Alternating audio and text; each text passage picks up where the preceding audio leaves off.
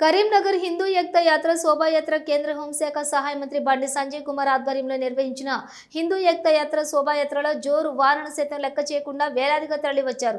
ఏకతా యాత్రను తిలకించేందుకు ప్రతి ఇంటి ఎదుట బారులు తీరారు. కరీంనగర్ వీధులన్నీ జనసంద్రమయ్యాయి. పార్టీలను పక్కన పెట్టి ప్రజలు పెద్ద ఎత్తున హాజరయ్యారు. ఇక ఏకతా యాత్రలో భాగంగా కళాకారుల ప్రదర్శనను కూడా కళారూపాల ప్రదర్శనలు సేవా కార్యక్రమాలు లెక్కలేదు. కేరళ, తమిళనాడు, కర్ణాటక, ఏపీ సహా పలు రాష్ట్రాల కళాకారులు అద్భుతమైన ప్రదర్శనలు ఇచ్చారు. ఇక యువకుల జోష్కు అంతే లేదు. ప్రతి పాటకు ఉప్పెనలా యువ తరంగం చిందులేస్తూ ప్రజల్లో జోష్ నింపారు. బండి సంజయ్ ప్రసంగంలో ఆపరేషన్ సింధూర్ సందర్భంగా భారత సైన్యం ధైర్య సాహసాలను కొనియాడారు. విపక్షాల విమర్శలకు ఘాటుగా కౌంటర్ ఇస్తూ కాషాయ సైన్యాన్ని ఉత్తేజపరిచారు.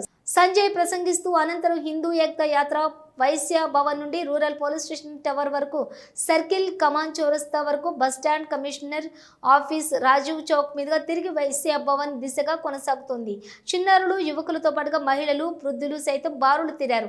చంటి పిల్లలను ఎత్తుకుని తల్లులు సైతం ఇండ్ల ముందు నిలబడి ర్యాలీని తిలకించారు. అడుగడుగున జనం నీరాజనం పట్టారు.